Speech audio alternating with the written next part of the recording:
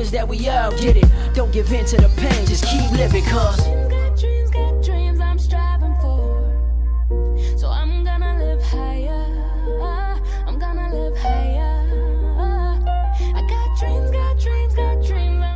What's up, guys? It's Toby Rosario. So I wanted to do a quick video to talk about some of the most common questions I am getting in my email, my DM, also in the comments in my YouTube channel.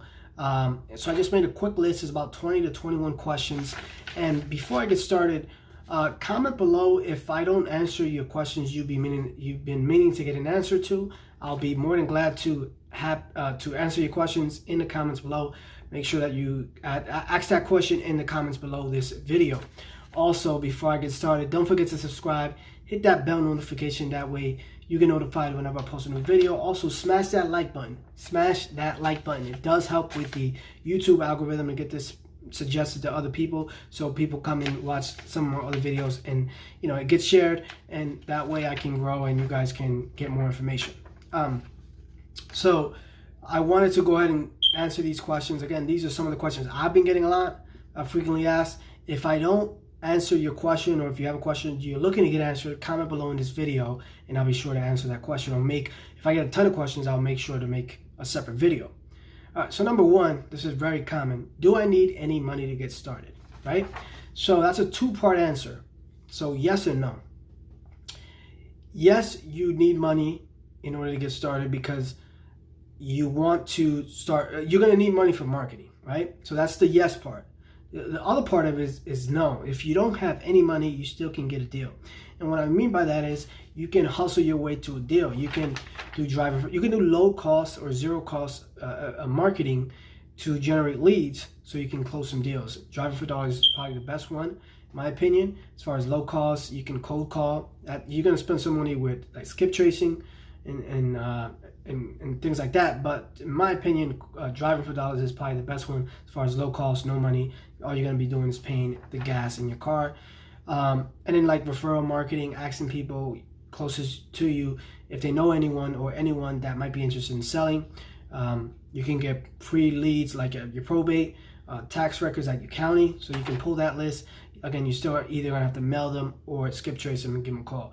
So yes and no, right? So part of it is yes, because you're going to need some sort of money to either skip trace the leads, or send some small batches of direct mail, or to buy lists, things like that. Driving for dollars, in my opinion, is the best low cost way to go. Do I need earnest money?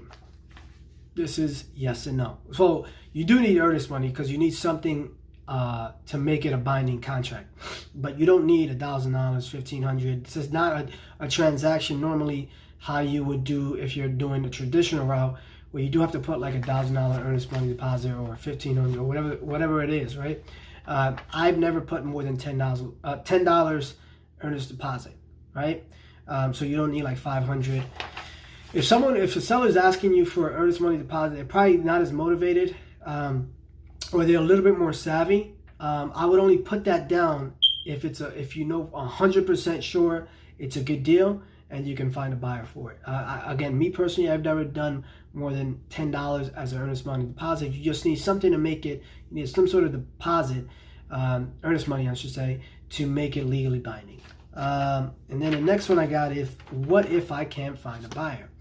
What if you can't find a buyer? Well, I hate to break it to you, you probably don't have a deal, right? But let's say you can't find a buyer. What you can do, I don't like doing this, but what you can do, you can go about it several ways. One way is you tell your buyers, or that buyer, where do you need to be at in order to make it work. So you have his price. So let's say you got it for $50,000. He's telling you, he can't close on that because of that price. Then you go back to the seller and renegotiate it at the price where it works for the seller and it works for the buyer, and then you keep the spread. Buyers are a dime a dozen, so if you have a deal, you're going to find a buyer. I guarantee it.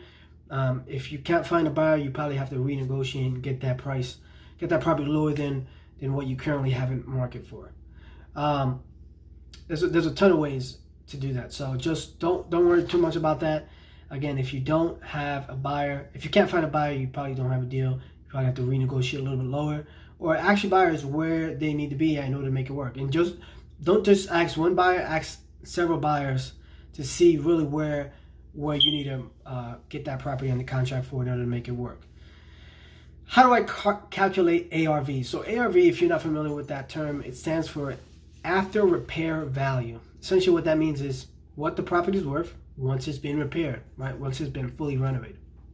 So a quick way to, there's several ways. The best way is obviously to have MLS access, and you can get comps, right? So a comp is a comparable sale to that property. So let's say the property is on 123 Main Street, has 3 bedrooms, 2 baths, and it's sold for 140, and the square footage is 1,000.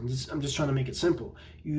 So that's one comp. So now you know that if it's fully renovated and has 3 bedrooms, 2 baths, square footage, then you know the property is worth 140. I hope that makes sense. You can ask a realtor to give you some comps in that area, and then you compare the property you're looking to get on the contract.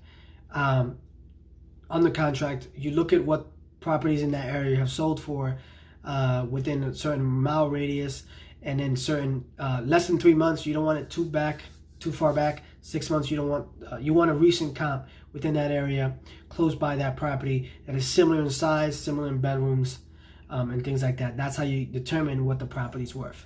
You can do it through Realtor. You can use like free sites like Zillow, Redfin, Realtor.com, and then get like an average to see what the properties are selling for after they've been renovated. But it has to be the same bedroom, bath, and square footage. You have to compare apples to apples. Make sense? Which marketing channel should I choose? One that you can stick to consistently, right? All marketing channels work.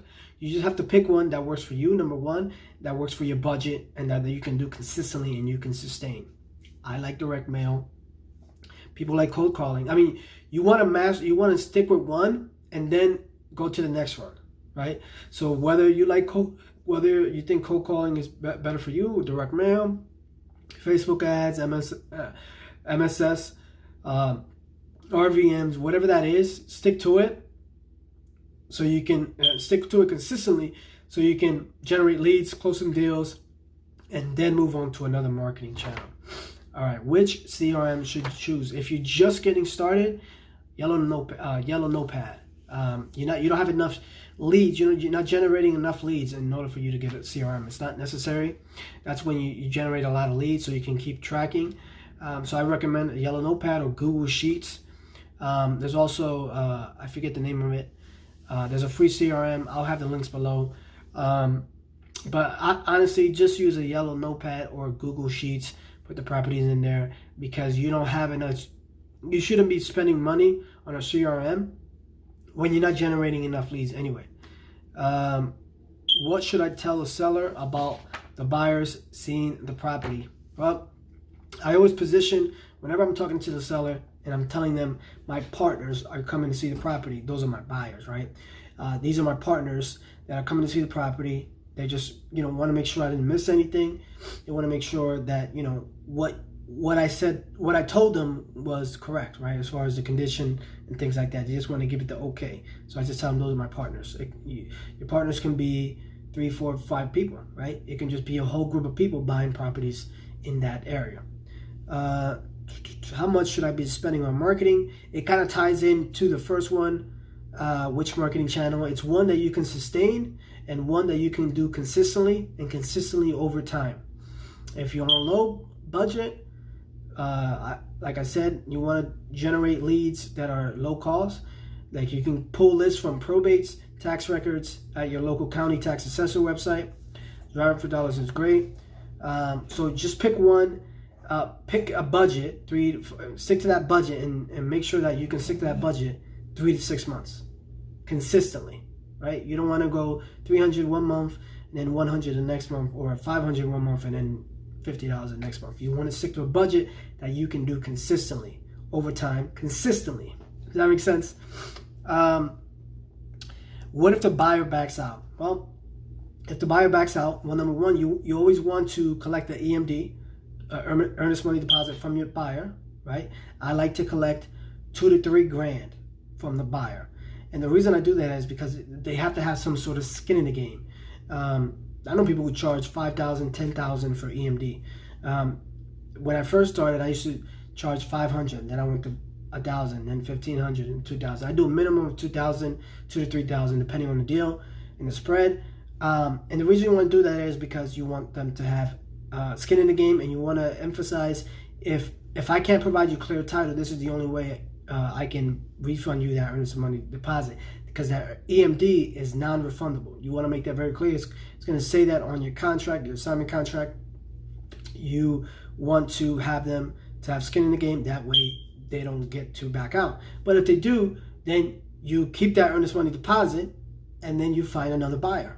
And then again, you reinforce to that new buyer that that EMD is non-refundable unless you can provide clear title. So keep that in mind. What should I say to the seller? Seller, you're just gonna have a conversation. You're just asking some questions about the property, what the condition. You want to really dig deep as to why they're selling. That way you can really gauge if there's motivation there. So that's, you're just having a conversation. You're asking some questions, basic questions. How many bedrooms? How many baths? Is the house free and clear? Are there any mortgages, liens, taxes? Hey, why you looking to sell? And then just kind of go from there. You don't want to overcomplicate it. You're just having a regular conversation. You're just looking to obtain information. All right. What happens if seller doesn't want to give me a price? So this is pretty common. So you don't want to give your price, because whoever gives the first price always loses in a negotiation. And I've said this in a ton of my videos. You want to at least keep pushing back. And I actually made a video on, I'll have it somewhere in the links below or somewhere in here, where there's tips on how you can get the sellers to give their price, right? So you can watch that video. And how do I know if it's a deal? Well, you need to know your market.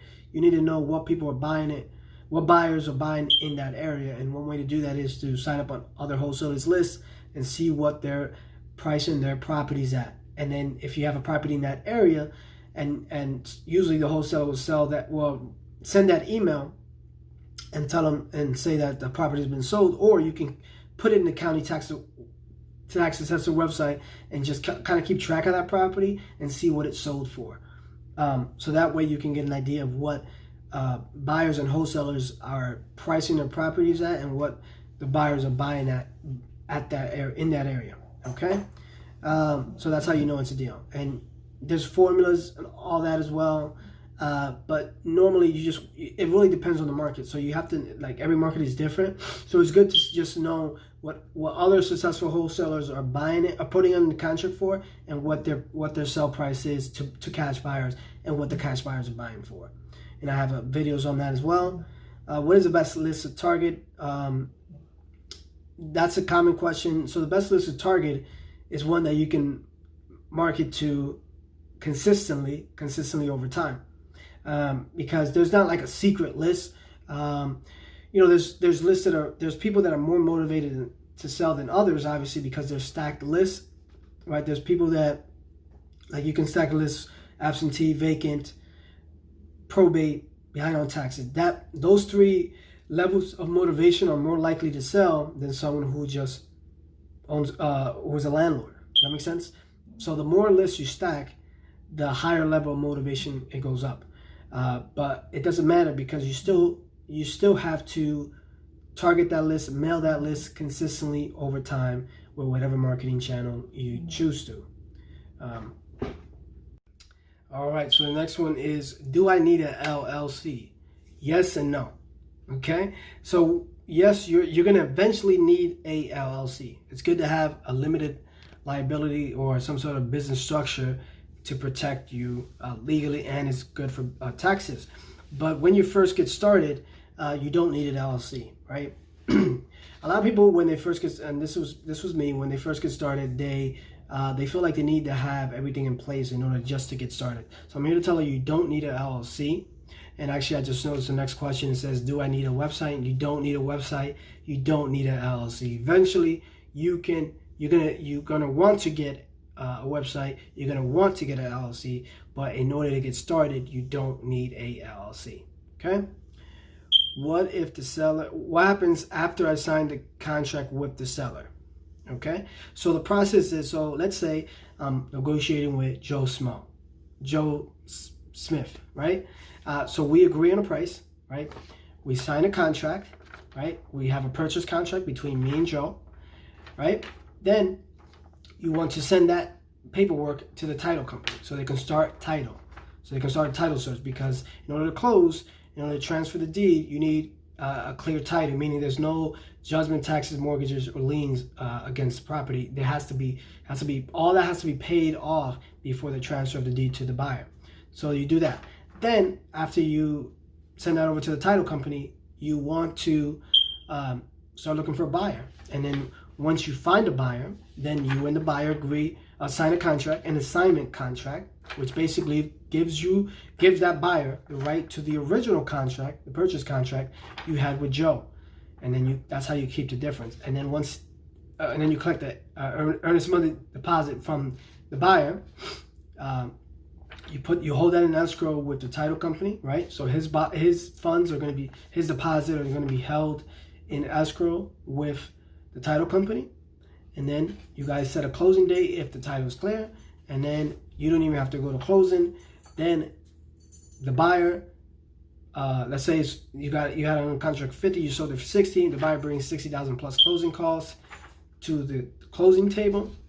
The seller, gets funded the 50. You get the 10. You get that middle. You get that $10,000 assignment fee. The buyer gets that deal. I hope I explained it. So you want a purchase contract with the buyer, with the seller, purchase contract.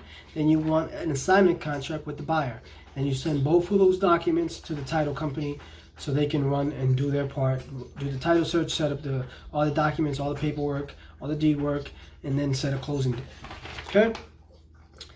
What should be in my contract? Okay? So what should be in your contract is several contingencies. An inspection period, and like exits. So like my contract says subject to approval of my partner, right?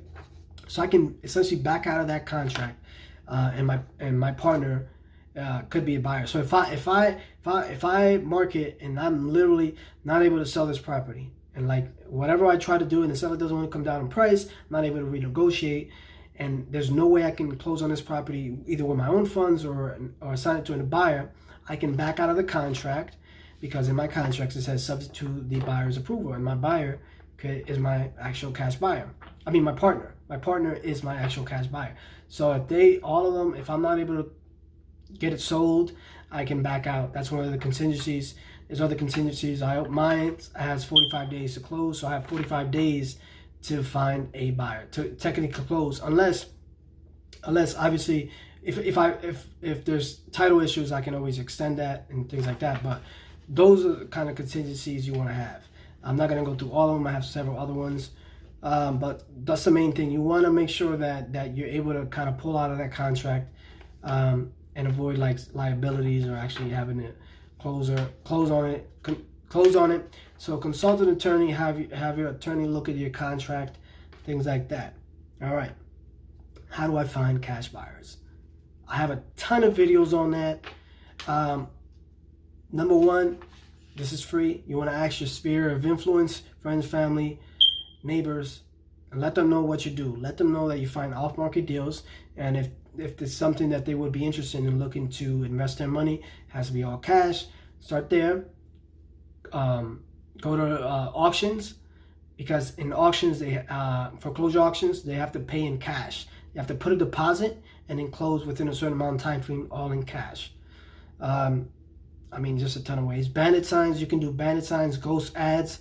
You can do, let's say you don't even have to have a property in the contract. You can do a ghost ad where it's just a property made up. You can say 3 bed, 1 bath, 140,000 cash buyers only, right? That's an example.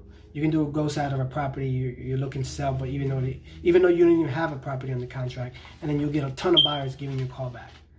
All right, and then lastly, this should have probably been the first one. If you're new to this channel and you don't know, what is wholesaling? So wholesaling is essentially a legal way where you can find off-market deals, right? Find people who are looking to sell their properties at a discount, right? And you and that seller agree on a price. And very quick example, easy example, $50,000. You and Mrs. Joe agree on a price for $50,000. Then you actually have what's called equitable interest in that property, right?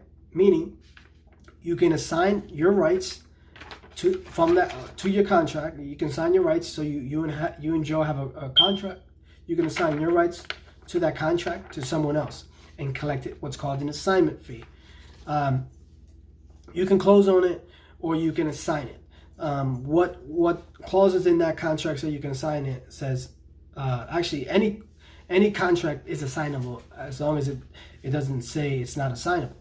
But that's essentially what you are. You're just a middleman between a buyer and a seller, and you get the difference. You find a property below market value, and then you sell it higher than what you got it on the contract for, and you collect that fee.